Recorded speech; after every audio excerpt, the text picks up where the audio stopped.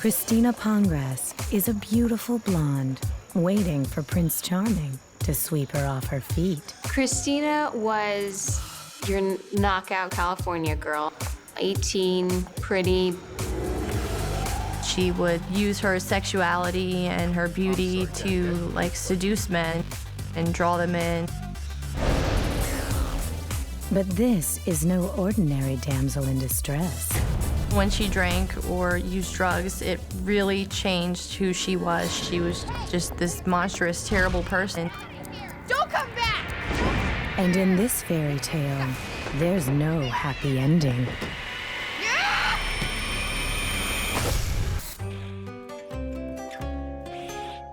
Bedford County, Virginia, known for its acres of lush green farmland. Since 2005, Good has been the home to an unlikely couple. 28-year-old blonde bombshell Kristina Pongracz and her boyfriend, 77-year-old Bill Herkenrider.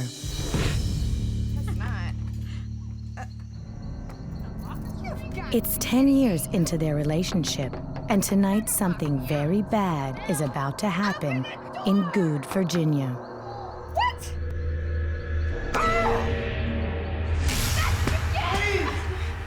Just stay right here, I'll handle this.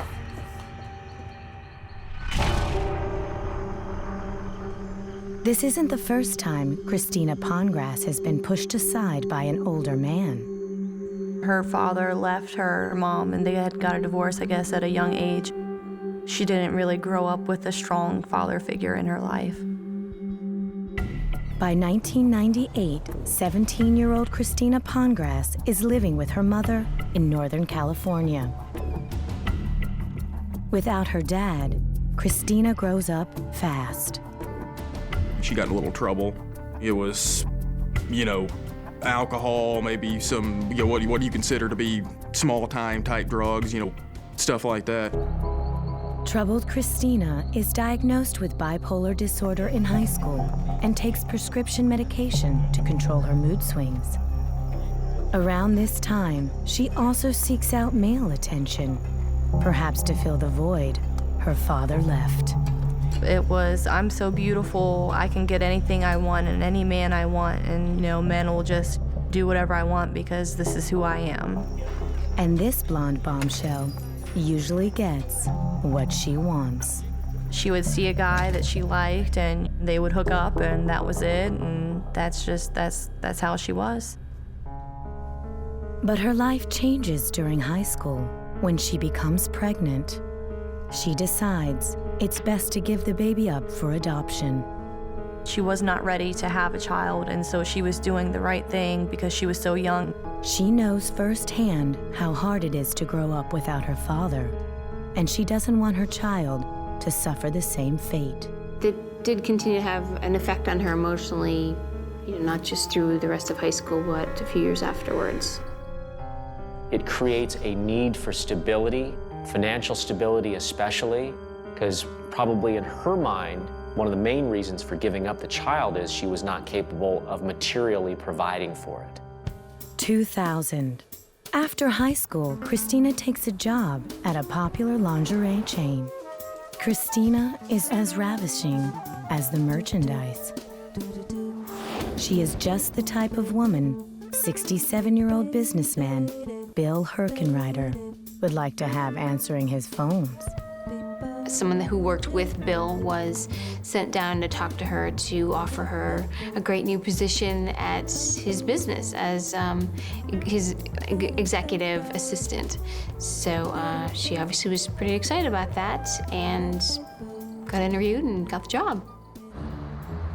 When Kristina saunters into the office and meets Bill, she is very eager to please the man in charge. Bill Herkenrider, how are you? Bill is 49 years older than Kristina. This is the ultimate statement of father figure. He's stable, he's got money, he can offer security she never had. So it's a total package for her. I know it is. And before long, Kristina figures out exactly how to work Bill. She would wear certain things to accentuate her beauty, and Bill probably didn't mind that. Despite the fact that he's divorced with 2 daughters older than Kristina, this successful CEO is smitten. Oh, I'm sorry, Jack. I gotta call you right back, okay? It's not long before Bill invites Kristina to join him for a night out on the town. Bill takes their relationship in a dangerous new direction. Oh, Christine. Drinks and everything. Yes, ma'am. That was the first time that Bill actually ever crossed the real line and had sexual advances on her. Kristina is more than happy to oblige. She's going to be able to get what she wants. Sex for money, sex for stability. It's a pretty good deal. Their relationship transforms overnight, and Kristina becomes Bill's pampered princess. Anything that she needed or wanted, he would provide for her. I feel like Kristina felt entitled to all the nice things, and that was kind of like their trade-off, and he gets to be with me. It's the perfect arrangement, but only if Kristina can keep her hands out of the cookie jar. 18-year-old Kristina Pongracz has become the trophy girlfriend of her boss, 67-year-old Bill Herkenrider. After a steamy night at a strip club, they've developed a new sort of business arrangement, one that doesn't necessarily require any clerical skills, except perhaps for purchase orders. She had access to his credit cards and checking account, and she could basically go online and buy whatever she wanted and kind of, use his money at her disposal. In return, all Kristina has to do is keep Bill happy in the bedroom. I feel like her love may have came from him saving her and taking her away from a bad lifestyle and giving her a taste of the good life. It's easy money made easier through the constant use of liquid lubricants. She just needed a little push. She knew it. It was a way of numbing what remaining feelings she had so that it would be easy for her to engage in this thing. Despite their age difference, love blossoms for the unlikely pair. Well, it does for one of them. Bill, to me, was really in love with Kristina. He held her at such a high regard, and Kristina was his princess, and that's what he would call her. Kristina has found her missing father figure and is becoming quite comfortable living the high life. She was very enamored with not just Bill himself, but his money and his freedom to take her anywhere. And she obviously got very caught up in it. She'd not had that before. Later that year, Bill moves to Good, Virginia, where he's procured a 3,700 square foot love nest. It's on, 15 acres of land. It's just a beautiful house. It was just really nice. In November of 2004, Kristina moves to Virginia to be with Bill. But, like a bird in a gilded cage, it's not long before she feels trapped. Cheers, ladies. When Kristina registers for classes at a local community college, she immediately begins making friends. Kristina had a party at the house or something, and Bill didn't know about it or came home, and there was a bunch of people over, and he got really upset and kind of kicked everyone out and stopped it from going on. You're gonna have to leave. I'm sorry. Kristina's gotta study. The age difference becomes apparent when he starts telling her, "You're spending too much time with friends. What about me?" Bill's possessiveness only pushes her further away. So she's going to go out, she's going to party. You throw alcohol into the mix, and it's further going to disinhibit what little control she already had over her aggressive impulses. What's worse, Bill's family does not approve of his relationship with the much younger Kristina. Bill's daughters think that Kristina's a gold digger. I think that They believe she was only in it for the money. Tensions flare when Kristina gets out of hand in early 2006. After a heated argument at the mansion, Bill's daughters accuse Kristina of being a gold digger. Kristina pulled a gun on one of Bill's daughters and actually went to jail for a little bit. You're a horrible daughter. Kristina spends the night in jail, cooling Don't come off. back here either. Kristina wanted to get both the daughters out of the will so that she could inherit everything. Don't come back. Blinded by love, Bill sides with Kristina and bails her out of jail. Bill loved her so much that it didn't really matter to him. It was just, whenever Kristina messed up, it was his job to fix it. Having a good time. But Kristina will continue to test Bill's limits until he's had enough. Kristina Pongracz has been involved in a steamy relationship with a much older man. He's taken very good care of her over the past 9 years. But when Bill Herkenreiter's health starts to decline in late 2009, Kristina finds herself in the position of caretaker. When Bill was sick, Kristina would push him in a wheelchair, tend to his needs, cook for him, and things like that. Caring for her senior boyfriend is draining on 27-year-old Kristina, so she relies on an old friend, alcohol, to get through the tough times. The last thing she wants to feel is trapped, and now she's feeling almost compelled in this caregiver role, and alcohol is her way of escaping it. Confined to the first floor of the home, Bill struggles to keep up with his much younger companion. Kristina and Bill didn't have a real sexual relationship. They weren't sleeping together.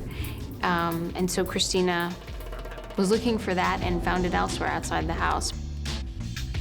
Kristina begins entertaining younger lovers right under Bill's nose.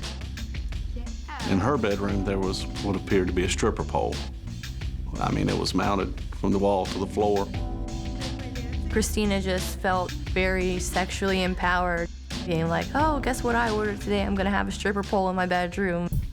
That was Kristina's way of having fun.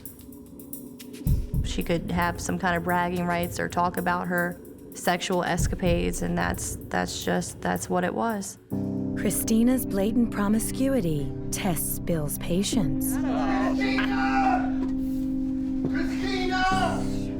I feel like he got jealous and was like really possessive of Kristina and kind of wanted Kristina all to himself.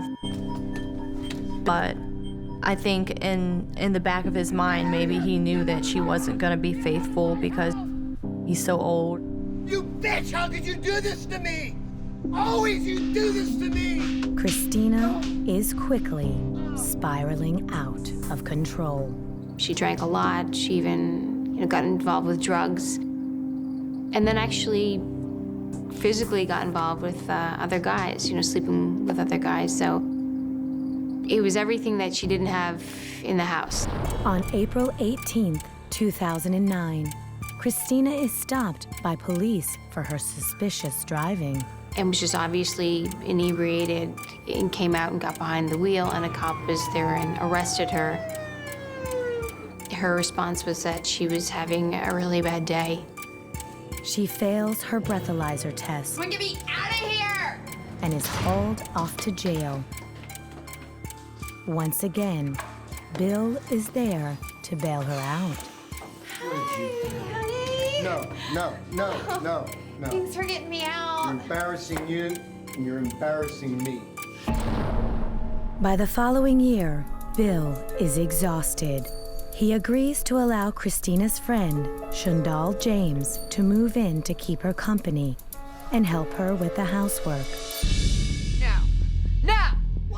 Don't you dare! A few months later, the tension inside the mansion reaches a boiling point. Bill has finally had enough of Kristina's spending, her temper, and her friends. Bill actually told her, I'm gonna cancel the credit cards so you can't spend any more money.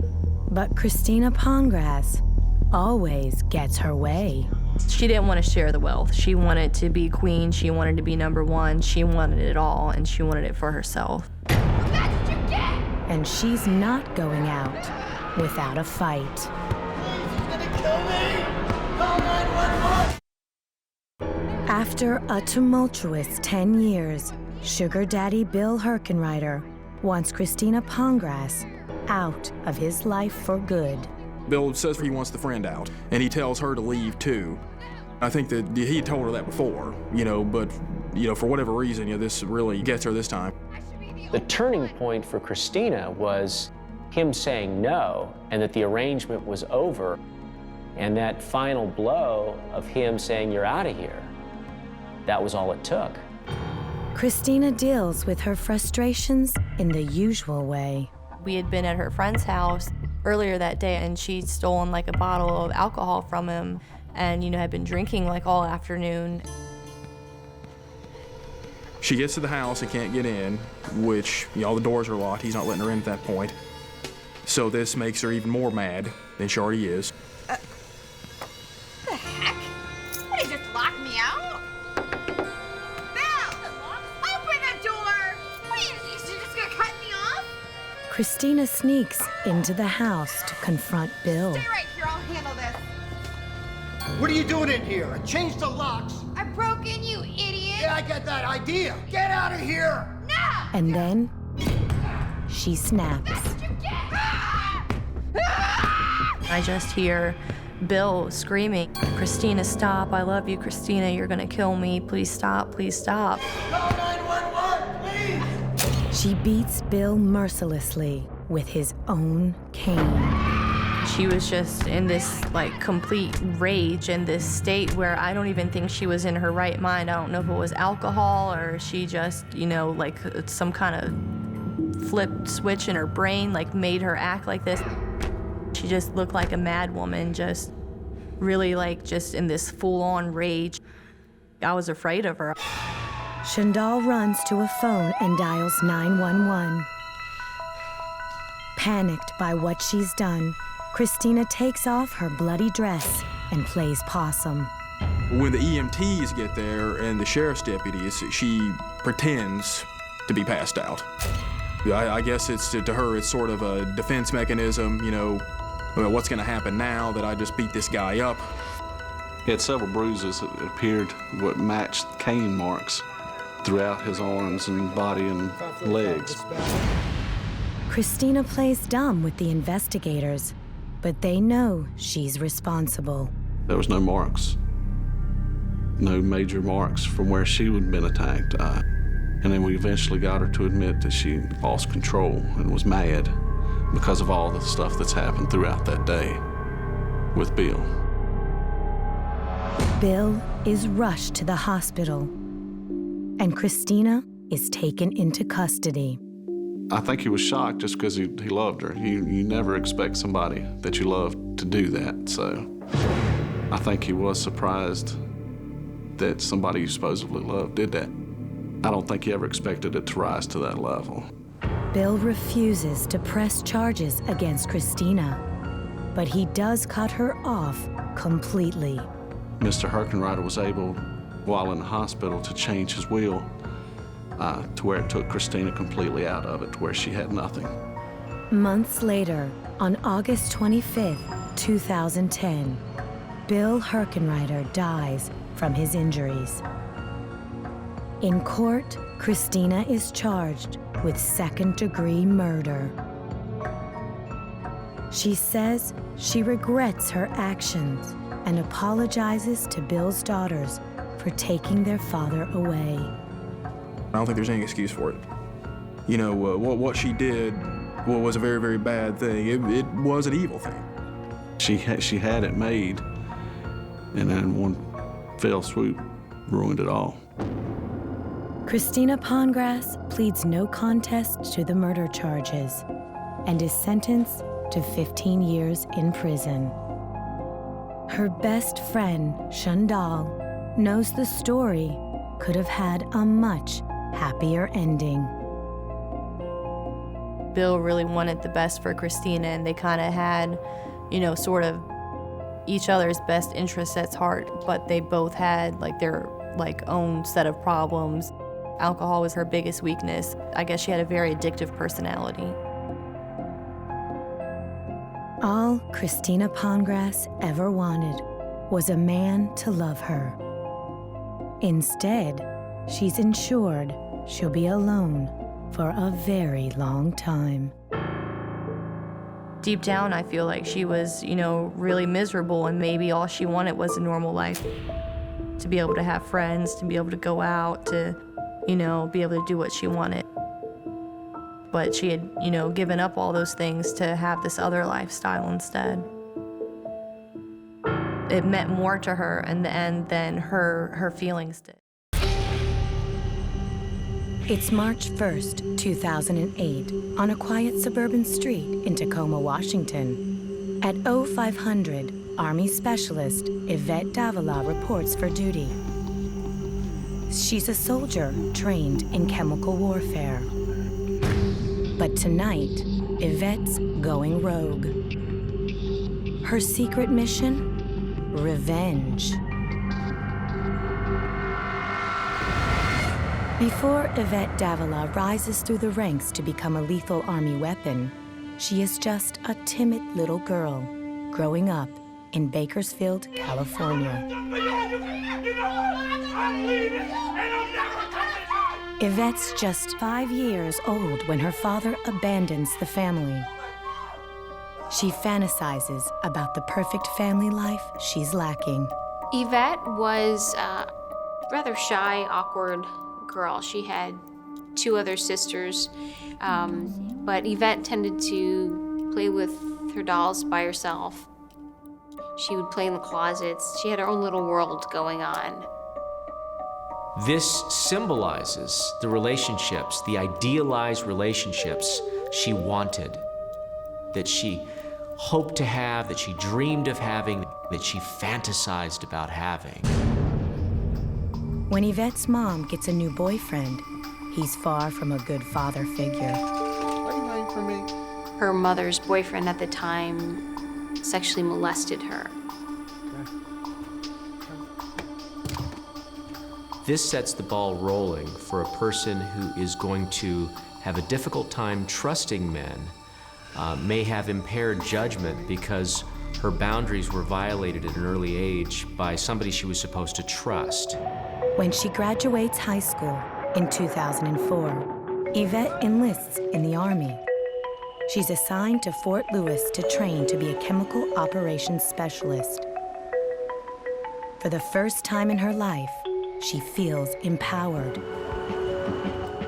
Shy Yvette slowly comes out of her shell, and her fellow soldiers take notice.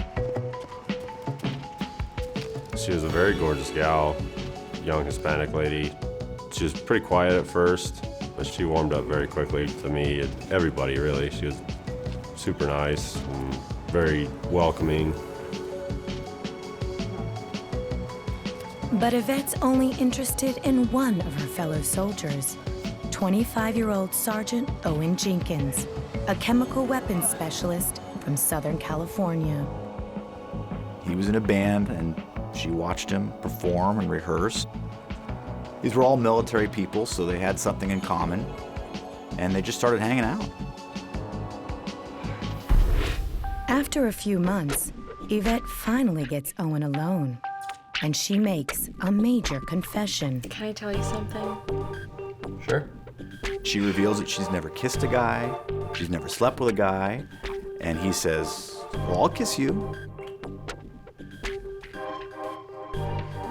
Overcome with lust, Yvette pounces on Owen. She went from this timid person who had never kissed anybody to somebody who was very sexually aggressive in an instant. The fact that she's gonna have her first kiss and lose her virginity all in one night with Owen is gonna be significant to her. It's gonna be a milestone, and she's going to interpret that as, this is the person I'm supposed to attach to. Yvette can't wait to dish the details. She told everybody what had happened, and he didn't really like that. Hey, Owen! I want to say, man, you're one lucky guy. He didn't like the fact that that was out, and the rumor mill was going strong about him and her. She was just dreamy about him. She'd say all kinds of things, that how much she loved him and she missed him all the time. And she kept a photo of him in her wallet and on her phone. She had pictures of him that she'd show us and tell us this is her man. Ivette is determined to make Owen her boyfriend, whether he wants to be or not. Sexy soldier Ivette Davila has set her sights on Sergeant Owen Jenkins. After a steamy hookup, Ivette has fallen hard for the handsome soldier. Sadly, he doesn't share those feelings. I would refer to her feelings towards him as borderline puppy love obsession. When it came to romance or anything, everything that she'd talk about would be about him. Ivette was obsessed with the sergeant. She thought he was just the one she was looking for and would probably do anything to get him. But in 2006, Owen is deployed to Iraq. Ivette has to put her fantasy on ice. Distracted by his combat duties, his contact with Ivette is scarce. There would be months they wouldn't even talk, an occasional email or a text here and there, but they weren't in constant contact with each other. I'm right there with you, baby. Ivette desperately pines away for her overseas soldier, resorting to strange measures to feel closer to her crush. So he's overseas, and apparently she wants to experience what he's experiencing, so she sleeps on her hard floor. Ivette fantasizes about married life with Owen in a familiar way. As an adult, Ivette plays with dolls. This is infantile, regressed behavior, this playing with dolls. And it represents the fantasies that she's had since she was a child of someday being taken care of and having the family, the male figure in her life that she'd always dreamed of. When Owen finally returns in January of 2007, Ivette is eager to pick up where she thinks they left off. He enjoys spending time with the brunette beauty, but keeps her at arm's length. He thought she knew the ground rules. This is not a serious relationship. We're not boyfriend, girlfriend. We're just hooking up occasionally. He really didn't pay much attention to Davila, and so right off the bat, all of the guys in the office were kind of like, huh, looks like this might be one-sided relationship, because she was head over heels in love with him. In July, Ivette meets two of Owen's friends, fellow soldiers Randy and Tim Miller, who are expecting their first child together. In Yvette's mind, the Millers have the perfect life. They had the best relationship. They'd laugh, make jokes, and poke each other, just fun, young and happy. There's no way you could break that strength between those two. They loved each other way too much. They just were inseparable. It's just the sort of relationship that Ivette wants with Owen. She referred to him as her boyfriend when she'd show us pictures. She was convinced that she meant everything to him and that he meant everything to her, but we were afraid that wasn't the case. She was coming to conclusions that they were dating, that they were nowhere close to dating. In October 2007, Owen gets accepted to an elite flight school in Florida, and Ivette gives him a going-away present he'll never forget. It's moving day, and she was helping him move, and he says she pounced on him. I mean, they still had a sexual relationship, and they hooked up occasionally. Convinced that Owen will be hers once again when he returns, she falls deeper into an elaborate fantasy, and soon it will take a very dangerous turn.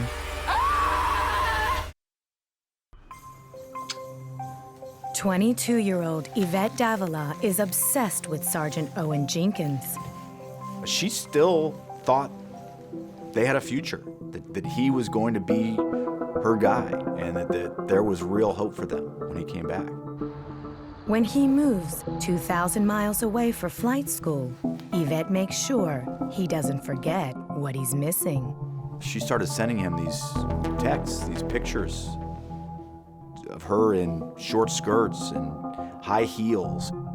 They were sexual. They were attention-getting.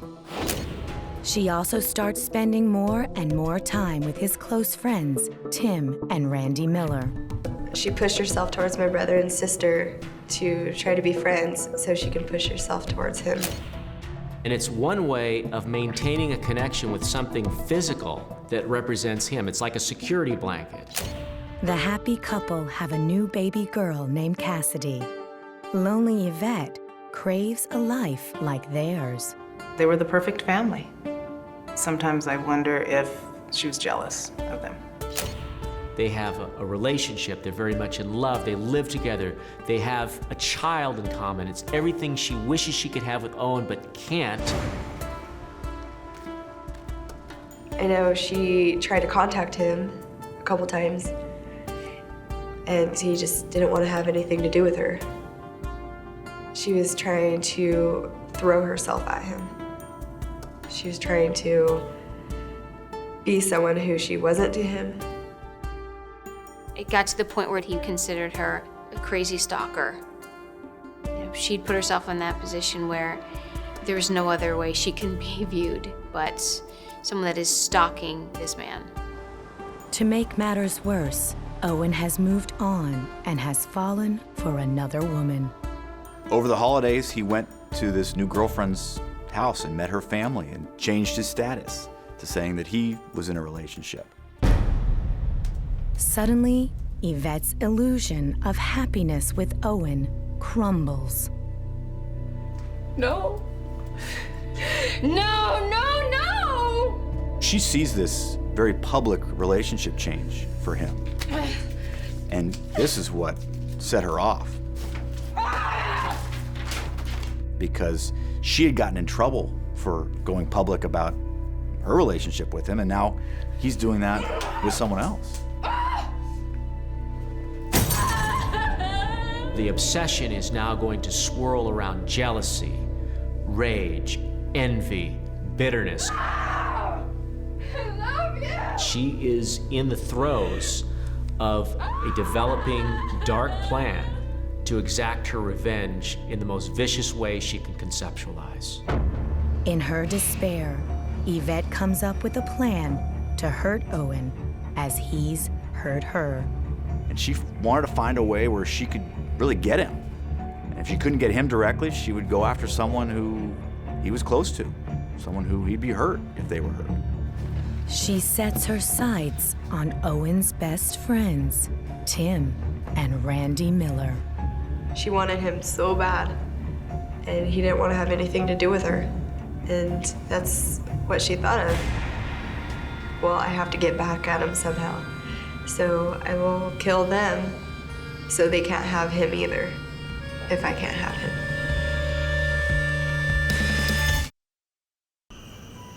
March 1st, 2008, 0500.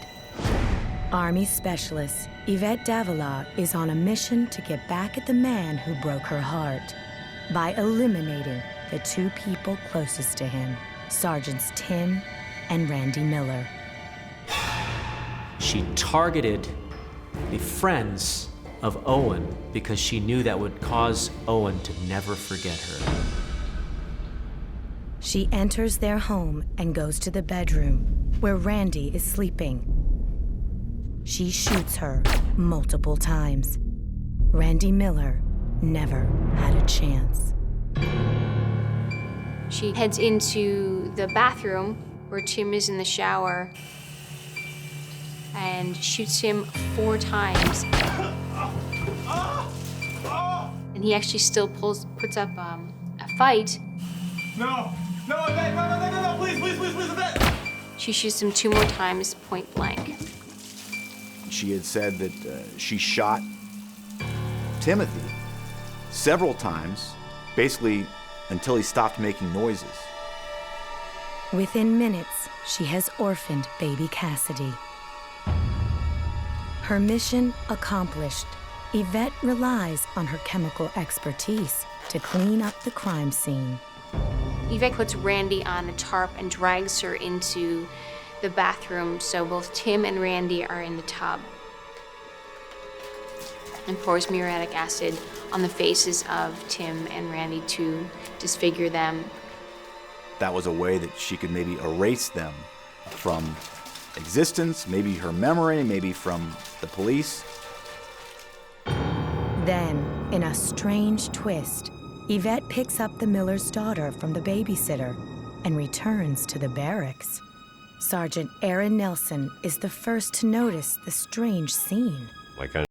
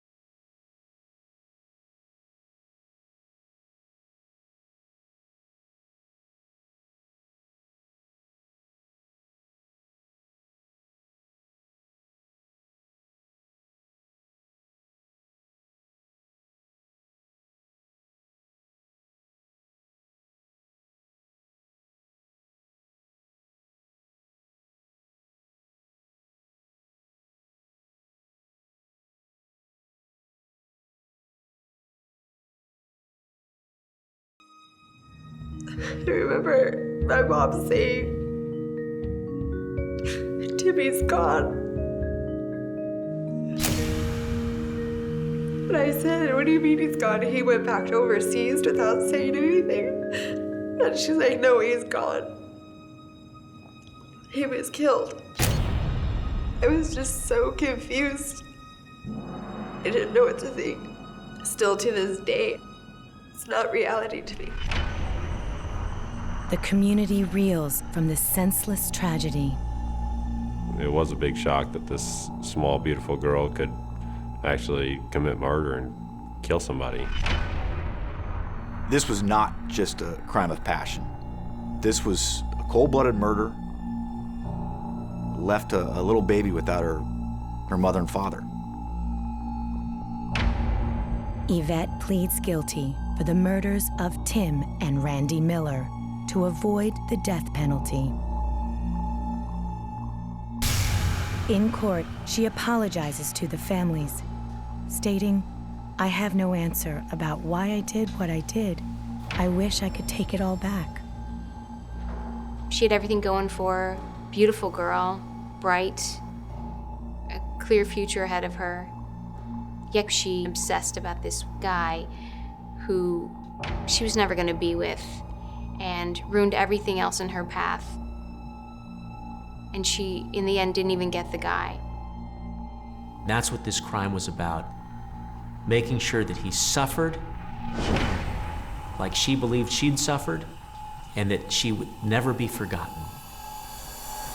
This crime was about Ivette never being forgotten by Owen. Ivette Davila is sentenced to life in prison without parole and is dishonorably discharged from the Army.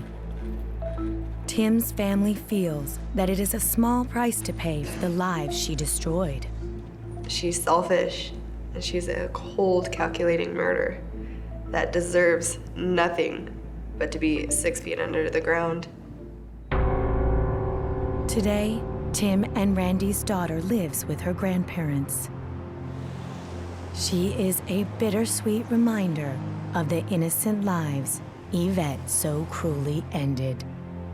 She has her daddy's laugh. She has her mommy's walk.